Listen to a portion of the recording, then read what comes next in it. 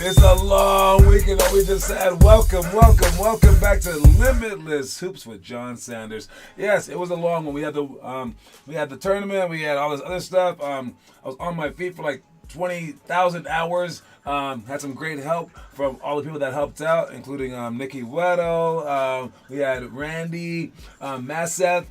We had all the big names out there helping us out this weekend, and you guys did a great job as players, as organizations. It was really fun. But we are now back to the grind, okay? But before we get back to the grind, I guess we can go over a few things. All right. First thing we got is this stuff right here.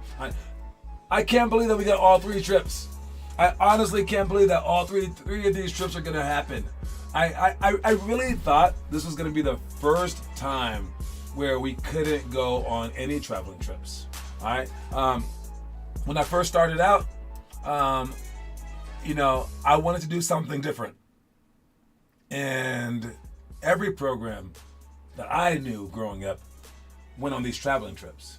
I wasn't worried about that piece. That piece was not part of my concern. It was about getting players better, and I wanted to do something different and getting players better. And then as we started to go, I realized pretty fast that the lowest level players, they couldn't bring themselves to work that hard because they said, "Oh, it's not really worth all the work." And the best players, they were going to need travel trips. And I was like, "Oh, yeah, no, we can do those." And I was like, "Let's just try it, I suppose." And then everyone went on them. I was like, "Oh, okay. This is part of what we do." So then I incorporated that into all of our hard work. So we didn't just do travel trips. We went against the best, right? So I didn't even want to do games at first. I wanted to just be the guy where every team sent their kids for the workouts. And then I figured out that people don't operate like that. They only want to work out for who they play with. And it's this gang mentality.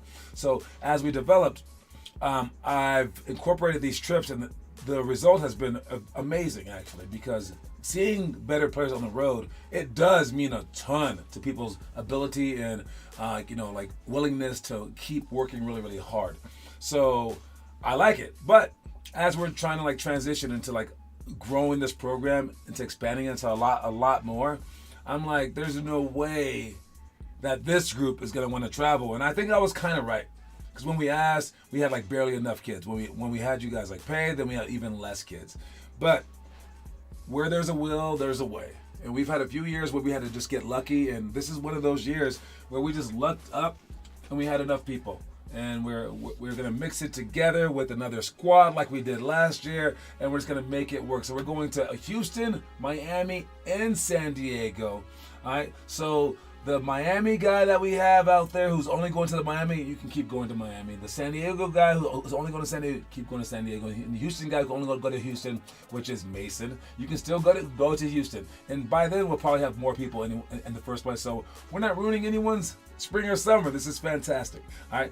I like these trips a lot just because, I don't know, it's like basketball in a new dimension, and everything different about basketball is still basketball to me, but it's all it adds to it. I like it a lot. So anyways, that's that news. We'll find out exact details once we get word from the MLK guys. But we're kind of good with or without them almost. Dude, we have a lot of guys. So we'll see. All right. We also have the tournament this weekend. I thought it went extremely well. Who do we have here? We got Teo. What's up, Teo? All right. Teo, I believe, was Teo an MVP of this tournament? I have not added the MVPs to the website yet, but I will add that soon. All right. But yes, I believe Teo was the MVP. Oh man. That's how you step it up, man. Without Kieran in town, he stepped it up, and we still won that 6th grade division with all our guys there. That was an awesome job to everybody involved again. I thought it was a fun weekend. We had a lot of cool things happen, least of which I'll be talking about a little bit later on in the show. I got some fun stuff to talk about, a few good stories. All right, so heads up for those stories, okay? But we don't have workouts tonight, which is weird because it's President's Day. It's the legit President's Day, so the schools won't open for us, but we are still going later this week, Wednesday and Friday. I will be out of town. I'll still do this show somehow, some way. All right, but we have Zach Louth leading the way for Wednesday and Friday. So make sure you guys show up to that. I believe for both locations, Aurora and Broomfield. All right. So although it's President's Day, you should still be out there working. So hopefully you guys are still working. Moving on, we got our expansion plans, like I talked about before. I believe that those are still going to go down. All right, in August. I'm still planning. I got a couple of more people interested. I need 16 coaches. I'm one. I got one other one, but I'm talking to 3 more. But if I get 16 coaches, this is a go. Where we're going to be expanding to all 4 areas and doing it big and like taking a few chances. But I think that this will extra work. And once we expand, basically we'll have the power of everyone doing it the right way. Because people, as I'll be talking about later, they don't do it the right way. They have like rec level thinking where they're like, our kids aren't good, our kids are gonna suck. Can they just have happiness now? And it's like, well, would you do that if they were future NBA guys? Well, no, we wouldn't. But our kids are not those. It's like you can't count yourself out that early. So I want more and more people thinking progressively, thinking like, yo, my kid has a chance. Yo, I have a chance. Yo, if I just work my hardest, who cares if I have a chance? I just want to work my hardest and do the things that pros would do so that I can apply those things to my life. I need kids thinking that way. So we're basically going to have to one day own it all. We're going to have to own it all because people, they think differently. They think about fun. They think about money. They think about other things that don't matter besides basketball. So we have to expand. It's time to expand, and we will be doing that in August. So heads up for that. Super excited for that. But for right now, let's move on to the quote of the day. Quote of the day is... No, that's not quote of the day. Yo, can you listen to me when I say quote of the day? There you go. Quote of the day is go forward. I just said that, man. We're going forward, baby. We got to keep moving, right? You can't be stuck in the present, can't be stuck in the past. You got to keep going forward. Keep moving forward. I don't care if you just stumbled, you hit your face flat on the ground and you felt all stupid because you lost. Keep going forward. I don't care if you scored 87 points in the last game. Can I look back? For a second, but then keep going forward. Keep going forward. So with your mentality, think forward, think ahead. Don't just think right now. Prepare for the future. Do all the things that you want to do now. Basically, if you wanna be something in the future and you have future plans, those things take a now approach, right? But you have to think forward for it. So start thinking ahead. Don't just think, what do I want in the moment? Think, what do I want in the future? You want to think that right now. All right, so that's what go forward means to me. All right, no matter how badly life knocks you down, you just keep going forward. That's the quote. Moving on to our itinerary stuff, the homework. All right, coming up here soon, we got favorite versus underdog, where you shoot the ball from the elbow. Or they shoot the ball from the elbow, depending on who the underdog is, and they get points for every shot that they make while you run 10 sprints. After you run 10 sprints, then you play one-on-one while you're tired. They get the ball first, and you see if you can beat them. I love this game just because it kind of evens out the score a bit. Because you want to make it competitive. Again, another thing that we'll come back to in a second. Then we have last-second shots, off the dribble, off the catch, and then off the sprinting through and catching that shot. You want to count down. You want to practice shooting last second shots so that it's not nerve-wracking in games and you've been there before. Weave rebounds, athletic spin to reverse, pick and roll, retreat, then beat, and ball drop layup are all things that you can look up online. But that's what the homework is. Make sure you guys do each of those things for at least 5 to 10 minutes so you can prepare for Wednesday stuff. But for today, we don't have workouts for today, but maybe you should be doing this stuff. Got +7, -7 drill, blindfold dribbling where you put a blindfold or just close your eyes real tight and don't peek. And do ball handling with 1 or 2 balls. And then we got the rhythm drill, scissor ladders to shots, player repeats the shots, and then interior cuts and passes. To have a look at some of those, we got the +7, -7 to begin with.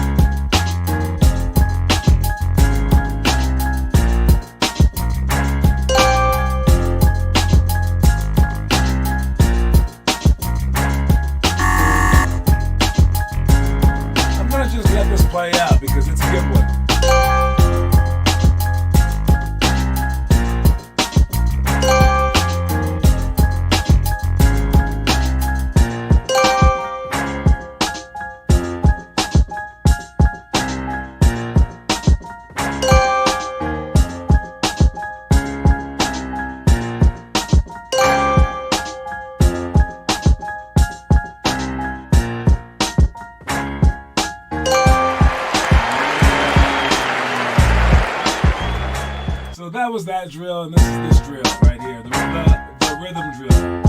Clap, clap, around the other side. Drop the ball and switch. Then repeat.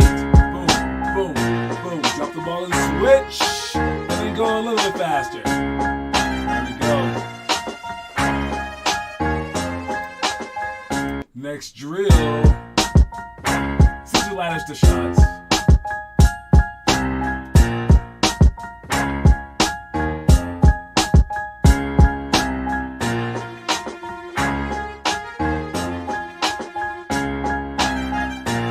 That would make sure that you're low on the last one and that you push out as fast as you can so you can shoot a real time jumper. All right, for the second to last one. Flare, repeat the shots. Stutter step, go back. Stutter step, go back. If you do it perfectly, I might pass you the ball. But we're just practicing the footwork. The footwork to get open is very, very important. So take this drill very, very importantly. As for the last one, interior cuts and passes, flash up if the low post gets the ball. Rotate. The other way to do this is if the high post, if you're on the high post, you would cut back north. If the high post catches, you go from block to block. No, not a bounce pass. Probably an air pass.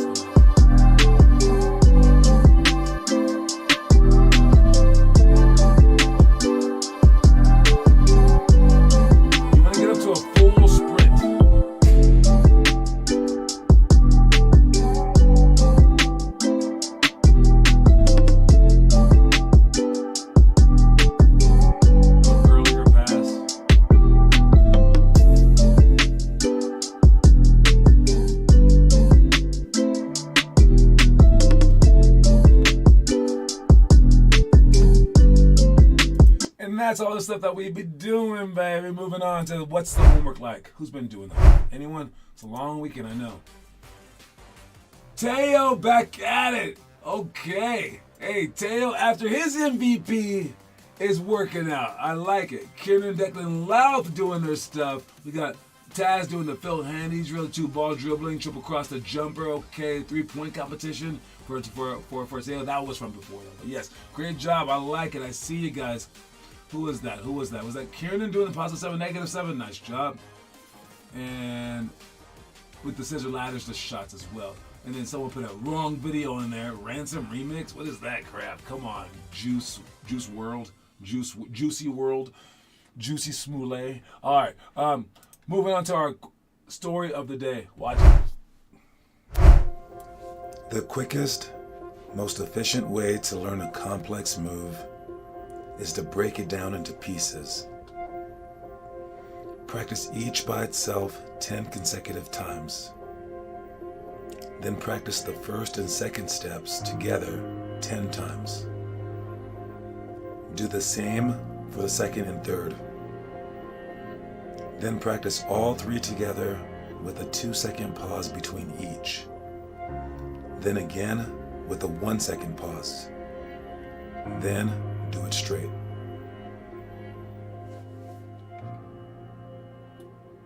All right, that's breaking stuff down into its smaller pieces and then piecing it back together. That's how you can learn something big.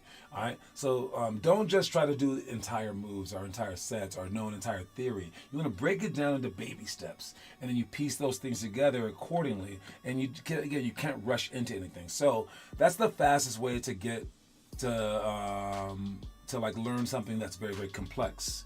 You think that you just need to put in all this work, right? But what you really need to do is put in the work well. So instead of just working on something horrifically bad and you're trying to do the whole thing, you can do each and every single piece perfectly.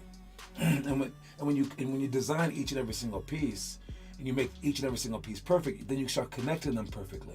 And then when you look back after all your connections are made, you will notice that now you have this tremendously almost perfect thing that you've created. All right, but you only do that by breaking it down into pieces. And this works for let's say that you're building a car. you try to build like the entire car in like 24 hours or whatever, I don't know if you can do that, right? But if you try to build just a steering wheel, you could do just a steering wheel, or just a gas pedal, or maybe just an engine, or just a seat, right? And then you start putting those things together, it's going to be a lot better than it would have been if you just try to build the entire thing. So break stuff down to baby pieces. That's where that story of the day comes from. All right, here's our trivia question for the day. Trivia question today is, which team won the Atlantic Coast Conference's very first ACC tournament in 1954?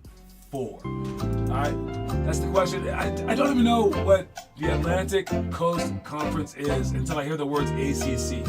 Like, I don't know if I've ever heard it said out loud like that, where it's like they say like the entire like Atlantic Coast Conference, blah blah blah. But no, it's called the ACC for a reason. It's a conference in the NCAA basketball, and it was founded in apparently 1954. But which team won the first one? The Hawks. The Hawks. Look, I mean, this is a college question. There might be a Hawks team, but I'm talking college. All right, it's college. I mean, you made me forget the answer now. I gotta look it up now. But seriously, come on, dude. All right, let me see. ACC. Let's check it out here. Oh, that was good. That was the answer. But what is it? I'm gonna check to see what their mascot is, just so I'm not like wrong and you're just saying, oh, I'm just saying the mascot. Let's check that out real quick. What is their mascot? It's definitely not a hawk. It's definitely not a hawk. That's the answer right there. The answer is NC State, the Wolf Pack. The Wolf Pack. Teo gets the answer. I believe that's Teo's third win for the month. He can still beat Kieran. That's crazy. All right, but yes, it is the Wolf Pack. The ACC. The first conference winners was NC State, but I'm pretty sure that other people have passed them up. Isn't it like North Carolina and Duke in that conference? But yes, all right, it's a very, very, very tough conference. But that was the inaugural champ right there. Great job, Teo, with the answer. All right, now we're gonna move on to new stuff, and the news is this. Oh yeah, that's the news right there. The All-Star game to which Kieran and Declan went to was known as a travesty. A travesty, they called it. Who called something a couldn't they just say it was bad? I mean, a travesty. Now, I didn't see it because we were at our tournament, but I did see like the highlights. They scored more than 200 points in the game, so obviously there was no defense. But players don't want to get hurt anymore. There's analytics. Why would you risk getting hurt in an All-Star game when you're your team's best player? Right? But at the same time, people don't get hurt every single game. I mean, these are the best guys. You're going to play playing less minutes. If everyone went hard, it should be okay, I would think. But I guess analytics say it's possible to get hurt. It's possible to get hurt. It doesn't even matter. You're not getting paid more. All right? And they can't figure out a way to make this stuff matter. Because they're like, does it matter? Does it even matter? Does winning even matter when it's just like a show? It's just a show. And then you got the three-point contest. I heard that Sabrina Ionescu lost to Steph Curry barely, but it was that was probably like the most exciting part. Mac McClung won it again, but everyone's kind of used to his dunks now, and they're like, oh, it's whatever. But can dunks get any better? How can dunks get better when there's a limit on how high humans can jump? I mean, there's only so many things that people can do, and people don't even want people doing it. People want the NBA All-Stars in the contest. And so, but the NBA All-Stars, they're not the best dunkers anymore. So, I mean, all this stuff, how would it work? And it's just weird. It's just a weird thing. And only thing that can cure it is the guys actually trying. But again, why would they try if the fact of the matter is they really actually might get hurt? I guess if you put like $10 million on the line, then they would try. Yeah, I think that's the only way to incentivize them is money, because that in-season tournament, that was pretty exciting. I know, I mean, my Lakers, I mean, maybe I was just excited, but they really played hard for that thing. So maybe the answer is money. It's the age-old answer. It's just money, money, money. Who knows? But you could say back in the day, they didn't need the money. They didn't have the analytics. Now we know, like, by studies, like, you should do this and this and this and this. And it's like, well, I should wear a seatbelt all the time because of studies. I shouldn't smoke because of studies. I shouldn't play in the All-Star game very, very hard. I think we go too far with it, but it's not my money on the line. It's their money. So if they have a career-ending injury because of this, I mean, they can say I told you so. Like Kevin Durant and Kawhi Leonard and people like that. They said I didn't want to do it, and we forced Kevin Durant to play, and he got hurt. We forced Klay Thompson to play, and he got hurt. I mean, so they're tired of listening to us. It's just a strange thing. But yeah, it's in the news. How about reaction time to... We're reacting... What are we reacting to? Let me see. What was I reacting to? I'm reacting to... I have it in here. Oh, I'm reacting to this. There we go. All right. My reaction is to 2 young players who were in our tournament. I gotta give them a shout out, man. Right now, we all know that it's easier to play as a young kid versus older players because you have less responsibility. Taz is a person that knows that genuinely. When he was a 5th grader playing 8th grader, that was easier to try harder. Even though it was harder, it was easier because if he screwed up, he was supposed to screw up. And when you get older, like Connor was back then, he had so much pressure on him, he hated it. All right? And that's what happens, right? But with that said, it's still so emboldeningly awesome and inspiring when these young kids do stuff. All right? The first one that I want to talk about is Donovan. Donovan he played in the 3rd grade game. He did pretty well. Step back jumpers, it was so exciting. But after that game, he had to hang around. And he started playing tag. But we only had 5 for our 6th grade game. And he was sitting on the bench. And I was like, thank you, Donovan. I'll put you in when I put you in. After about, 10 minutes, I look over. Donovan's gone. And I was like, yo, where's Donovan? And his older brother was like, he left. He's playing tag. He doesn't want to play. I screamed for Donovan. Where are you at? Because I wanted him to press the team. And we needed some subs. And no one could find him. And everyone was like, he said he didn't want to play. And I'm like, what? Then the game goes on and on and on. Then our MVP gets a bloody nose. Our MVP got a bloody nose. Oh my. It was Teo. And we only have 4. So now I'm like, Donovan, we need Donovan. Someone found him. They said, you got to play now, Donovan. You got to play now. And he stepped in the game. From playing tag and not wanting to even play, Donovan stepped in the game. The very first play, 10 seconds after he steps in, it was like a close game. We're up by like 6. Donovan catches it on the 3-point line and hits a 3. Then... the very next play, he hits a 2, like a long 2. And that was amazing. But then he hits another one and extends the lead to double digits, and we just like won out. We didn't sub him out for another 5 minutes or so, but that was the game.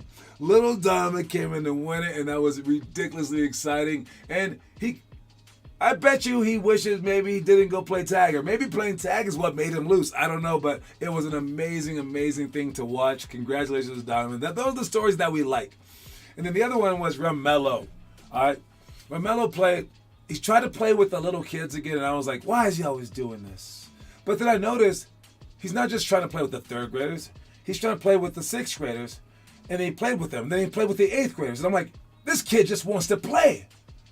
That's not bad. I don't care if you want to play with the 1st graders after that. If you're willing to play up, I don't know. I'll figure out a way for you to play down. I don't care. That's just cool. He just wants to play. Play against anyone and everyone. I don't care. That's awesome. So we got him in the 3rd grade game because we only had 4, and Gennaro was kind of hurt. Gennaro, by the way, just learned how to make some layups, and he went off the first game. Had 14 points, 9 steals, and 10 rebounds. His dad kept stats. I did it. But yes, it was amazing. He was like making N1 layups after not being able to shoot a layup before. His dad said he practiced for a week. But he was hurt. Hurt his hand while they were playing stupid tag. But he still played through the tears. But Melo played with them, and he played against the 3rd graders. And I warned the 3rd graders. I said, this is the 4th grader. And he went out there, and he did what he should do. He was like LeBron James. He went straight to the thing and made the coach go, yo, he can't play unless he goes with his left hand. So we made him play left-handed. And he goes out there, and I don't think he quite did that. He kind of did, but he passed the ball. Then he wasn't allowed to shoot. So we said, okay, just pass the ball. And the other team was down by 11, and I said, with 8 minutes to go, I was like, just pull him out. I don't want that team arguing. I want to give them a chance to win. Pull him out. He's too good. That's what you want to happen. We pull him out, play 5-on-4. The other team comes back like crazy, and they beat us. But we know that we won that game, and it was okay because Melo's also a kid who's willing to play up and try to catch passes that he can't catch, try to shoot, try to go against older players. It will pay off. If you need some candy every now and then by playing younger, I guess. But the willingness to play up trumps everything, and it's a mindset that the other teams don't have. And that was the amazing part. So I'm really, really proud of those two guys. Congratulations to those two guys. Congratulations to all of y'all as well. All right? Really, really, really just amazing. Seriously. Moving on. An interview with Adam Silver, just going to touch on it. He gave the MVP trophy to Dame Lillard, and his first 2 words were, well, congratulations.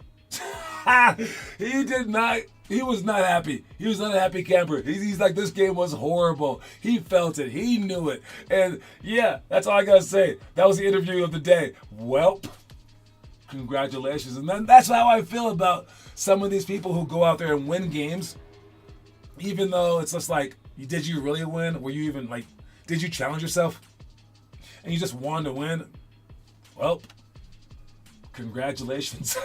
That's all I got to say about that. But moving on, last one we got here. Okay, this one is real. All right, we got our first bad review. Our first bad review comes from, not going to even say his name, but you can read it right there. But he says, horribly ran tournament, putting 7th and 8th graders against 6th graders, and blah, blah, blah. So I replied, because I'm a weirdo, I said, I noticed that you failed to mention that your team actually won that particular game. We had a person argue about playing an older team. And when that happened, he said, wait, yo, are we playing against an 8th grade team? Because he has a 6th grade team. And I said, oh yeah, but it's not a great 8th grade team. There was no other place to put this 8th grade team. Put him in the 8th grade or 7th grade division, they're going to lose by 100. We beat this team with our 4th graders, I told him. And then they go out there, and the 8th grade team that we've played against so many times, guys, they had the game of their life. They had threes. It was crazy. And then they beat the team because they were scared. The younger team was afraid. And I proved it because the other team actually beat us. The 6th grade team beat us by 13, right before that. So then we played the older team, beat them by almost 30. All right, we actually up by like 22 in the first half. And the next morning, I said, hey, look, we beat them, you beat us. Shouldn't you beat them? Because they had to play them one more time. And I said, it's pretty sure it's because your players thought that they couldn't win. I talked to their players and I said, be bold, be brave. Don't respect them, go at them. I know that they're way bigger than you, just go at them. And you know what happens? I said it right here. I said it right there in the review. That little team who thought that they couldn't, but they saw us beat them. They went out there and beat the bigger team, like magic. And I was like, that's pretty exciting. Shouldn't he be happy about that? He is not happy about that. He is mad about that because he does not want his team to have that accomplishment. They had this accomplishment, this amazing accomplishment. He took it away. He took it away by saying, no, we should never play against the older team. So I like the fact that we match people up by their skill level. Every game was close. Even the game that they lost was close. They were well within the striking range. And if we ever play outside of our level, I make sure that we're the ones losing by 50, which happened a couple of times in this tournament. So, yeah, don't be that guy. That's all I gotta say. Sorry, it is what it is. But there are people like that. And there are leagues for that, and there are just rec leagues, and that's okay. It's okay. Not everyone has to be competitive, but if you want to be accomplished in life, you want to do something, you have to be competitive. So that's all I had to say about that. That was my rant right there, my rant and debates one. Yeah, sorry. Had to call him out, man. It is what it is. But yes, it is. There is room in basketball for everybody, just not in our program. So that's our first bad review, which I think is actually, I would love people to read this review. I would love it. And any good team is going to be like, wait, that's a league that I want to be in. Any bad team is going to be like, I guess that's not for us. That's where I want to go. Don't forget that our quote of the day is go forward. So keep moving forward. Chug-a-lug, chug-a-lug, chug-a-lug, chug-a-lug. Keep moving forward. Keep working. Make sure you guys post that homework. All right. I will see y'all when I see y'all. Make sure you guys work all this week, especially when I'm gone. Please, please, please handle yourselves well. All right. Peace out, everybody.